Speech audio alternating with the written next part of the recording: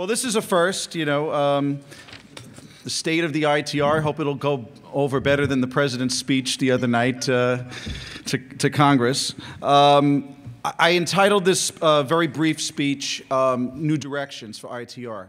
We've been through a lot over the last several years. We went from, starting from former President Hull and Bison to being basically in the hole to now being in the black. And 2011 has been probably the most challenging year in a lot of different ways. Fiscally, it's been very challenging, but it's also been very successful. It's been fiscally challenging from the standpoint of the regulators, but from the ITR standpoint, it's been one of our most successful years fiscally, idea-wise, and also influence-wise. Despite the Great Recession has really taken a toll on our organization in a lot of ways. Regulators who would come year after year after year are having their travel budgets slashed. There's been a lot of political turnover, as you know, especially in the U.S. New mayors coming in because of the changes in parties, people retiring, and people being thrown, good regulators too, being thrown out, just as part of the political process. Not that they did a bad job, but new mayors come in, they have their own people that they want to appoint, and we've really lost a tremendous brain trust and amount of experience in terms of regulator attrition on our board over the years. So there's been a little bit of instability, but I'm pleased to announce that I think we're back on track with a plan that was approved and voted on by the board, a strategic plan, which I'm going to go over the fine points because I think it affects everybody. And of course, it's a work in progress, so we want to make sure we get your comments because this is a regulator organization, but we also want to get our associate members and now our academic members to have input in the direction of the group. So basically, I think it's pretty clear that we've enhanced the profile of the ITR over the last year or two. We've attended practically every conference, places we've never, ever thought we'd go before. Thankfully, because of my university hat, I'm able to be invited places and put my ITR hat on.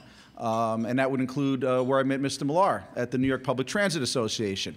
I'm sure probably half the people there had no idea what the ITR is, and those in the transportation profession in the U.S. know what APTA is, but there are a lot of people here who didn't know what APTA is, and we're going to learn more about APTA because, quite frankly, I think we need to be more like your group. You're basically the sister organization, in my opinion, of ITR.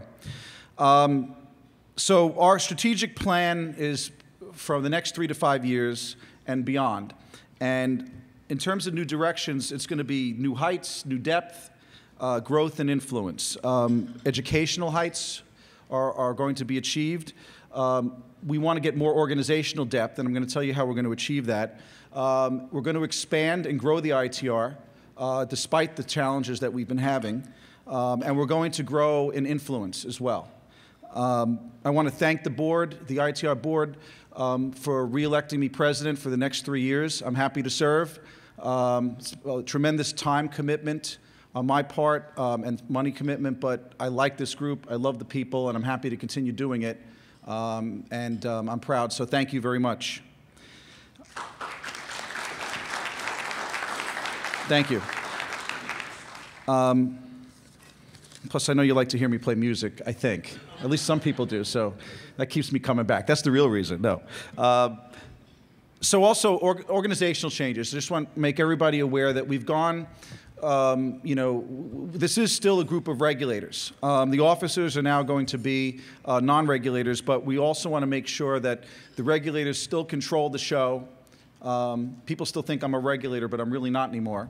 So now we have a new system where we're going to rotate chairman of the board that will serve and preside over the board meetings and assist and help and work with the president, to get coverage at the events and to design the ideas and visions of the group while Karen and I, for the next 3 years, as we get on the path to sustainability and grow and have permanent full-time staff like TLPA and APTA, we need that help, and we need the board members who are busy doing their jobs to pitch in.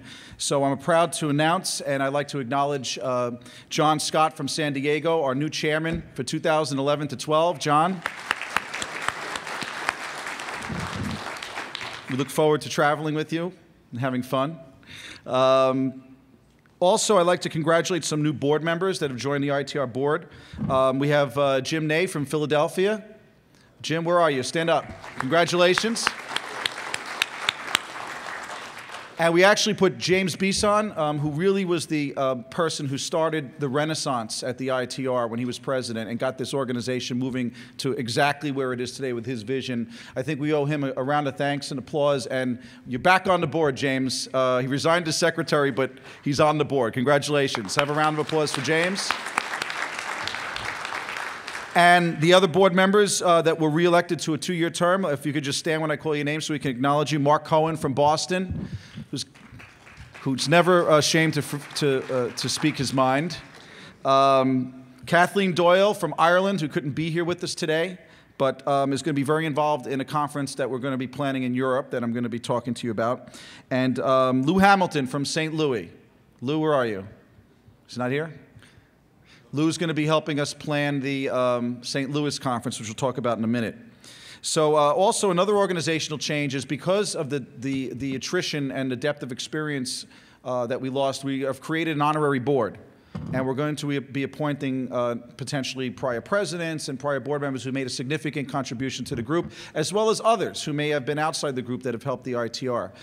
So that's a board in formation, and they're going to come to the conferences and give advice and guidance, not non-voting, but a very good and important advisory board. Another new direction that we're going on, and this was inspired, I guess, by my involvement now in the academic world, which was foreign to me until the last year, is our research agenda. Tomorrow we're going to be spending time, and we'd like to get all of your input significantly into developing an agenda for research, working together with other groups, including the Taxi Research Network and Dr. Cooper. We put together this event tomorrow for you, the regulators, to select the studies that you want to get done. We will find the people, including the professors that we brought together, and get that done using a newly created board called the Research Advisory Board. It is a non-voting special committee under our bylaws, and the board has asked me and authorized me to make appointments to that board in the next couple of weeks. So we're going to be doing that and putting that board together, and the goal of that board will be more further defined tomorrow, but I will assure you it's going to be regulator-driven. The studies that we are going to get involved in, like a good example is the NIOSH study that we've been working with Dr. Menendez on. All the studies that have been blossoming as we embark on an effort to get taxis, as Dr. Mundy put it, out of the Rodney Dangerfield category and getting a little bit more respect for what we do in the broader transportation arena. The biggest step is for us to get a body of study and work, and we should be driving that process. The topics, just so that you're aware, Mr. Millar, are paratransit reform, which I know is near and dear to your heart. We're going to be, and these are the general topics. There's going to be all sorts of studies and sub-studies that come out of it. But the big topics that we're proposing for tomorrow, which you're going to help either shift around or add new topics, are the whole concept of paratransits, and that needs to be reformed, and taxis play a big role in that. Airports. Dr. Mundy and I are working on a study. We're comparing taxi regulators to airport regulators and finding that, unfortunately or fortunately, some airports are stricter than most taxi regulations and have their acts together more so than regulators, and vice versa. Sustainable transportation is a big topic. We don't want to lose sight of that, and taxis play a role in that. Alternative fuel vehicles, buses and jitneys and shuttles. There's an increasing gray area, which has been compounded by several bus accidents that have occurred around the country, an increasingly vigilant Federal Motor Carrier Safety Administration that's out there inspecting limo companies, because the limo companies have changed. Their business model has changed to include not the stretches anymore, but party buses, and the jurisdictional overlap is becoming blurred with state departments of transportation and the US DOT, the FMCSA, and that's a topic that we want to explore in terms of studies and how we can work together. And finally, last but not least, taxi technology. We know New York has always been at the forefront of technology, but now every city's doing it, and there are a lot of elements to technology. It could be either the surveillance cameras that we have, the that have been sponsors of this group for many, many years. The smartphones, which are very controversial. People are for them, some industry people are against them, but the reality is that everyone's got a smartphone, and if you attended, well, I guess I can't talk about it, the freest regulator-only session yesterday was a lot about technology and our sponsors like CMT and Verifone and all these different companies. Technology is going to revolutionize the way taxis work, but it's also going to revolutionize the way public transit functions better, and there's so many benefits that come from GPS and cabs. When Mayor Bloomberg was doing the pedestrian plaza project, he relied on GPS cab data to determine how fast the cars were going and to, quote unquote, declare a lot of efforts of the transportation commissioner a success or a failure. It has severe and very influential DOT purposes that can benefit public transportation agencies, because cabs aren't going anywhere. They've been around forever. They need to be part of the solution. They need to be part of intermodal transport between buses and subways and mass transit, even though they are a premium service. And also, of course, intelligent transportation systems and data recorders, which I think are very important. Now there are crash data recorders that are in cars that are like black boxes. We're going to talk a lot about that tomorrow, and I want to thank Dr. Cooper for all of his help. We have our first poster session. For those of you who don't know what a poster session is, this is something that they do at academic conferences. We have some posters up there. We have over 12 papers that were written on taxi research studies over the last year, so we're off to a very good start. So what happens is we're going to set them up tomorrow, and the authors of the papers are going to be next to their boards. You can go and ask them questions, get copies of their papers, and talk about what their research endeavors are. Okay, I hope you're sitting down for this. Everybody sitting down? I want to talk about our legislative agenda. The IATR is going to embark on a very aggressive legislative agenda as a benefit to our members. Okay, I talked to some new people, the Chicago commissioner and some people that are just feeling their oats and deciding whether they want to stay involved in IATR, and a lot of them told me, if you do legislation and get our agenda passed, we're with you forever. And we have a U.S. agenda. It includes 3 legislative items that our board voted on that we already had our first day on the Hill. Commissioner Swain and Commissioner Hull and myself went, and we basically met with several staffers, but we needed to bring it to the next level. It was a good start.